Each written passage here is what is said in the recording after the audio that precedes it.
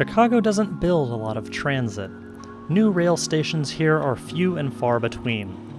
But the L system continues to grow older, and the CTA must rebuild sections of lines before they fall apart. On the late night hours preceding July 20th, 2025, after being closed for several years, 4 of the busiest stations on the busiest L line reopened to little fanfare. To give them the recognition they deserve, I'm exploring these new stations and dragging some Chicagoans along for the ride. Hi, I'm Emmett. I'm here with Will. I'm Elena. I'm Gabe. Alright, we're gonna go check out the new Red Line stations. Today we're taking a look at the Red-Purple Modernization, or RPM, which involved reconstructing the 4-track North Side Main Line through Chicago's Uptown and Edgewater neighborhoods. A century-old embankment was torn down and replaced with a modern concrete viaduct to carry the red and purple lines. We're starting at Wilson, a station that was rebuilt in 2017 and which marks the southernmost point of the RPM rebuild. For the past few years, only one of the dual island platforms has been in operation at a time. If you're curious exactly how the red and purple lines operated during construction, check out this video by Trains Are Awesome. First up, we're taking a look at Argyle. Centered on a diverse food street with a particular abundance of Vietnamese restaurants, it's by far the most distinctive of the new stations because of this sign adorning the guideway. A raised sidewalk at the station entrances makes pedestrian access simpler and safer, with mesmerizing patterns mirrored on the pavement and the ceiling under the guideway. The entrance features modern digital signage, fare gates, and Ventra machines. There's no mistaking that it's an L station. Just past the fare gates is this impressive mural. So Gabe, what do you think about this art piece? Wow, well, I really appreciate it because it factors in my 2 favorite things. The shape, the circle, and the color, the red. Here we are. The circle and the red. Thank you. Thank you, Gabe. Each station has stair, elevator, and escalator access. It's critical to point out that these stations were previously inaccessible, but CTA's All Stations Accessibility program is continuing to add elevators across the network. At platform level are the L's iconic urban views. The station includes a full-length canopy with a translucent skylight. At this point, the others found a generously angled bench. How do we feel about this bench? Anti-homeless. I'm pro. You're pro anti-homeless? I'm pro. Let's see how easy this is to do. Look, we're the same. Having seen enough of Argyle, we set off for the remaining stations. On the way north, we pass by the temporary Argyle platform, which, like its sibling at Bryn Mawr, will be demolished with the opening of the new station. Our next target is Bryn Mawr. At this point, Gabe had to leave.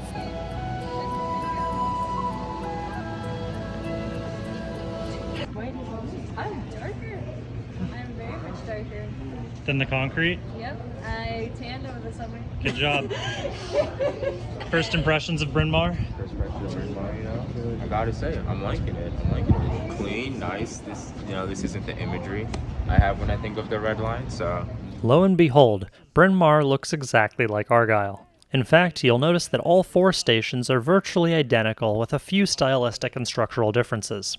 They're all center platform stations, served by the Red Line on the inner tracks, but allowing the Purple Line Express on the outer tracks to bypass this section. Bryn Mawr is in the center of Edgewater, Chicago's densest neighborhood. Arguably, this station could have been a good candidate for an infill for the Purple Line, much like how Wilson was added 8 years ago. But the CTA didn't deviate from their cookie-cutter station design here. Actually, that's not quite true. Unlike the other stops, Bryn Mawr spans 2 streets, and once you push past the stubborn turnstile, you can reach a secondary entrance on Hollywood.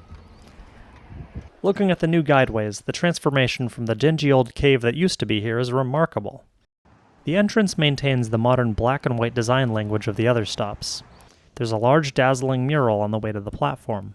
Have you ever been here before? No. What's your favorite part about the new station? We can't see it, the worms are blind. At this point, the 8-car train pulls into this 10-car platform, so we sprint ahead to make sure we can catch it.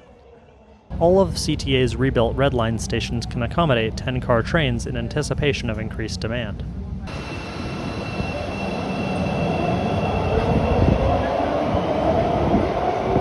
What are your first impressions of Berwyn? I like it. It's really cute. There's graffiti, you know, Chicago. and there's buildings, also Chicago, and it's really clean. It's really cute. For elevated stations, there's a surprisingly tunnel-like feel with long pedestrian passageways to reach the exits. As elsewhere, there's a nice mural at the entrance. So, Oba, what does this piece say to you? You know, when looking at it, I see all the nature, you see the buildings from Chicago of this amazing historic district, you know? So it really just says like how far we've come, especially when you look at this brand new station we got over here. Berwyn's raised crosswalk is less impressive than Argyle's, but the head house is sleek and leans into the fact that there's a column blocking the entrance. Inside, unsurprisingly, you'll find more digital signage and venture machines. You've already seen everything here from the other stations. I am back.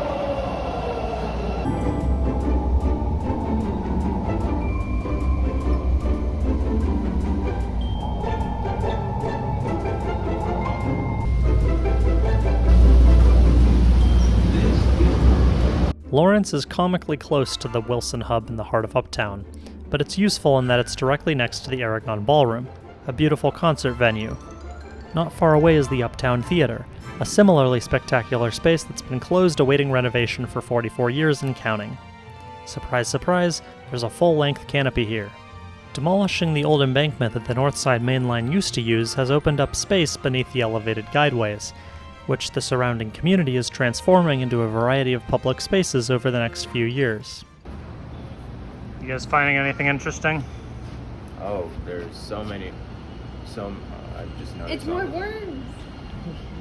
So can you explain? No, it's like, okay, I have a big imagination. So when I saw them before, they look more like worms, and I was like, oh, it's like they're racing on like the yellow, like the beige, orange, and black. Looks like they were. It's okay.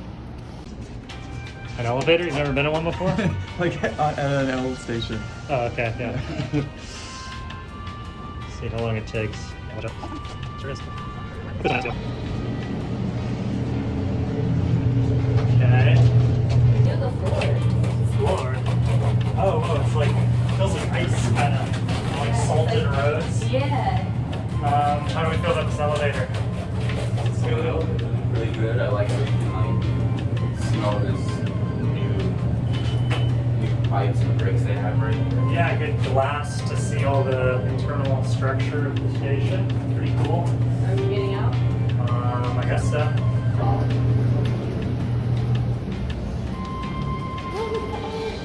Oh, that is good art.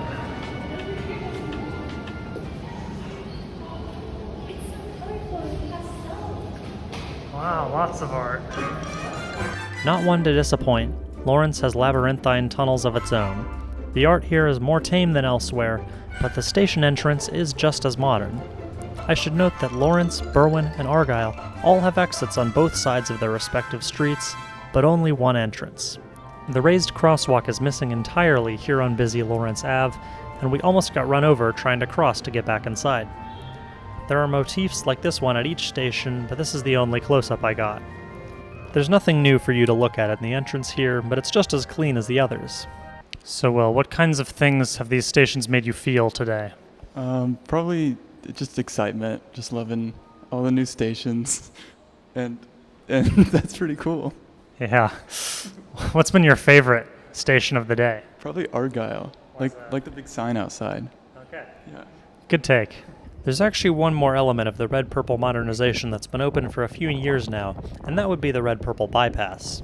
This elevated structure carries the brown line across the red and purple lines, allowing the brown to diverge in what is known as a flying junction, a setup which improves frequency and reliability. When fully complete an untold number of decades from now, the red-purple modernization will stretch from this junction at Belmont to the end of the purple line at Linden, a distance of about 10 miles. These stations and track that were rebuilt as part of RPM Phase 1 represent just a 1.3 mile stretch of that line, at a cost of $2.1 billion. Reconstructing the North Side Main Line is a tremendous undertaking, but it is necessary so the CTA can continue to provide L service for the next 100 years. Trains were running frequently on this lovely Sunday afternoon, which allowed me to bounce between these stations without wasting too much of my friend's time. If you use transit in Chicagoland, you should write your senator and tell them how important it is that the state finds a solution to the Regional Transit Authority funding crisis. Funding transit service is integral to the livelihoods of millions of Chicagoans, and Illinois has one more special session to find a way to plug the budget shortfall. These world-class transit stations deserve world-class transit service.